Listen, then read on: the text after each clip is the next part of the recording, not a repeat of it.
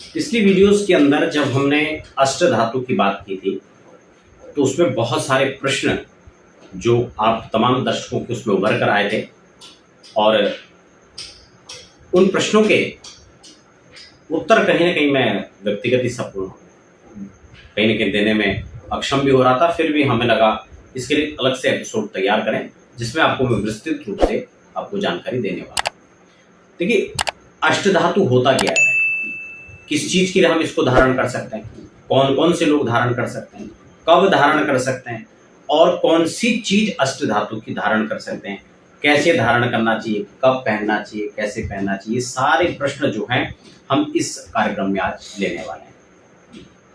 देखिए, सबसे पहले तो अष्ट धातु और पंच धातु ये अपने आप में धातुएं तो देखो अपने आप में श्रेष्ठ होती ही हैं और धातुओं में भी गीता के अंदर भगवान ने कहा कि धातु नाम अस्मि कांचन, यानी कि धातुओं में मैं स्वर्ण हूं और वही स्वर्ण धातु इस अष्ट धातु और पंच धातु के अंदर विद्यमान रहती है। ठीक है, तो आप समझ गए होंगे कि अपने आप में श्रेष्ठतम धातु इसमें है और उन्हीं श्रेष्ठ धातु में सोना है, चांदी है, पारद है, तांबा है। तो इन चीजों का जो मिश्रित यहां पर है उन सभी चीजों का प्रभाव कहीं ना कहीं ग्रहों को अनुकूल करने में हो या फिर अन्य चीजों का लाभ लेने में हो, वह यहाँ पर अपने आप में विस्तृत है। कौन कौन से धातु में है जो इसके अंतर्गत आते हैं, उसके बाद हम समझेंगे कि इसके लाभ क्या क्या है, बेनिफिट्स को हम लोग समझेंगे। तो सबसे पहले इसमें कौन कौन सी धातु आती है, तो यहाँ पर शास्त्र स्पष्ट करते हैं कि सुवर्ण रूप्यम ताम्रम च रंगम यसदमेव च सीसम लोहम रसस्येति धातु अष्ट प्रकीर्तितः। यानी ये 8 धातु में कौन कौन सी, सोना, चांदी, पारद, तांबा, लोहा, सीसा, जस्ता और टिन, इन धातुओं को मिला करके अष्ट धातु का निर्माण होता है। खास बात आपको एक और बता दूं कि यह अष्ट धातु में इनकी समान मात्राएं रखी जाती है। 12.5% का जो है इसके अंदर यह होना चाहिए। तो अगर हम इस प्रकार से इसको बनाते हैं, ये अष्ट धातु को जो शाब्दिक अर्थ जो है, शाब्दिक अभिप्राय जो है वह 8 धातु या 8 धातु का मिश्रण, वही 8 धातुएं जो मैंने आपको बताई हैं, ये आपके आध्यात्मिक ऊर्जा को बढ़ाने का संकेत, उसका एक सूत्र, एक आपके लिए सूत्रधार बन करके उपस्थित हो सकता है। इतना ही नहीं, ये आपकी नवग्रहों की ऊर्जा को भी बैलेंस करने का काम करता है, यानी आपके नवग्रहों की अनुकूलता के, विशेषकर राहु जैसे ग्रहों के लिए, केतु जैसे ग्रह के लिए उपाय के तौर पर अष्ट धातु को श्रेष्ठतम धातु के अंदर स्थान दिया गया है, उसको श्रेष्ठ माना गया है। तो आप समझ सकते हैं कितना प्रभावी यह अष्ट धातु हो सकता है। इसके साथ ही आर्थिक समस्याएं जिनके साथ में आ रही है, कहीं ना कहीं अचानक से आर्थिक स्थिति पर जो है ब्रेक लग जाना या आर्थिक संकट में आ जाना, उन सब चीजों से भी जो है इस परिस्थिति को उभरने में भी अष्ट धातु सहायक होता है। शारीरिक रूप से देखें, किसी भी प्रकार से संक्रमण जैसी समस्याएं हैं, एलर्जी शरीर में हो जाती है और भी कई चीजों के लिए अष्ट धातु का प्रयोग किया जाता है।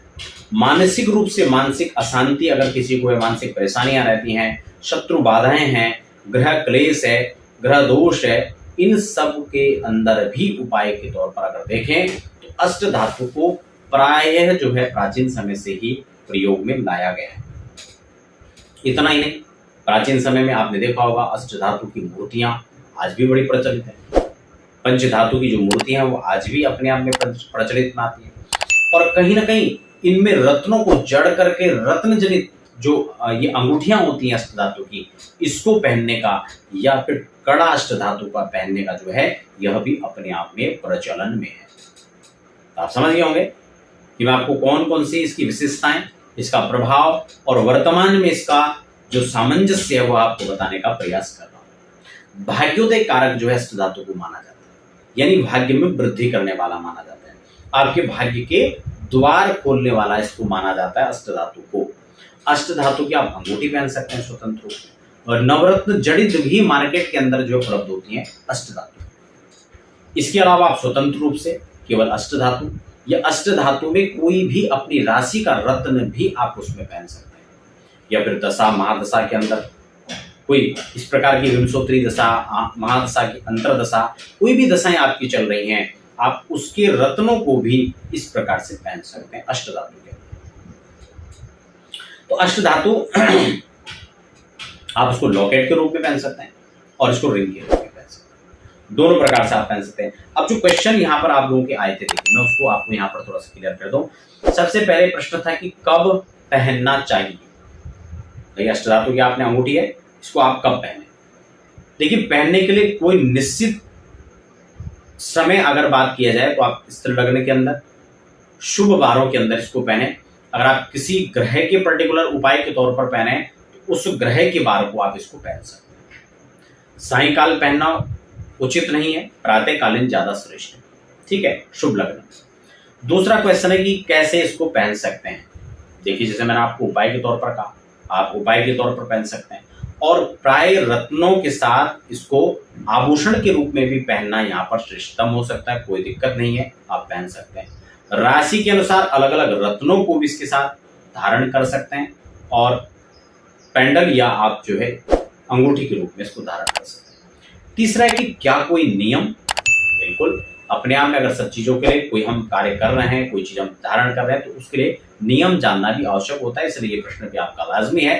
देखिए नियम की बात करें तो विशेषकर कोई ऐसा नियम नहीं है कि जिसको आप रत्न धारण करने के बाद जिसको आपको अनिवार्य रूप से नियम पालना हो, ऐसा कोई नियम नहीं है। खान पान को लेकर के, शयन को लेकर, दिनचर्या को लेकर के कोई अष्ट धातु में विशेष नियम की आवश्यकता नहीं है। चौथा जो प्रश्न है कि कौन सी अंगुली में इसको पहने। देखिए जैसे मैंने पहले ही आपको स्पष्ट कर दिया, आप पेंडल के रूप में गले में धारण कर सकते हैं, और इसके अलावा आप इसको कैसे पहन सकते हैं, आप इसको अंगूठी के रूप में पहन सकते हैं। तो दोनों रूप में आप इसको पहन सकते हैं। अगर अंगुली में पहनना है तो आप किसी भी उंगली में पहन सकते हैं, यहां से कि अंगूठे से लेकर आप कनिष्ठ का उंगली तक किसी भी उंगली में पहन सकते हैं, कोई दिक्कत नहीं है। अब है कि कब तक इसको पहने। जैसे कि मैंने आपको कहा, अगर आप इसको किसी ग्रह के उपाय के तौर पर पर्टिकुलर पहन रहे हैं तो उसका एक अवधि काल होता है कि आप इतने समय के बाद उस दशा आपकी वो ग्रह की उतर जाएगी तो आप उसको उतार दीजिए। लेकिन आपने किसी नवरत्न के अंदर, नवरंग के अंदर, या फिर किसी और खास ऐसी चीज के अंदर बना रखा है तो आप उसको लॉन्ग टाइम, लाइफ टाइम पहन सकते हैं, नो प्रॉब्लम। अब बात आती है कि कौन कौन इसको पहन सकता है।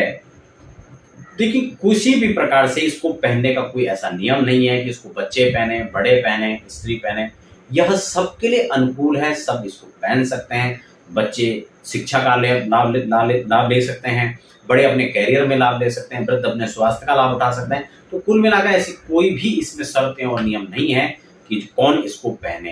हर व्यक्ति, हर उम्र का व्यक्ति, हर उपाय के तौर पर इसको पहन सकता है। और खास बात एक और भी है कि यह कॉस्टली नहीं है, बड़ा सस्ता है, इसलिए बड़ा इजीली आदमी इसको खरीद सकता है, पहन सकता है, और बड़े चमत्कारिक जो रिजल्ट हैं वो इससे लिए जा सकते हैं।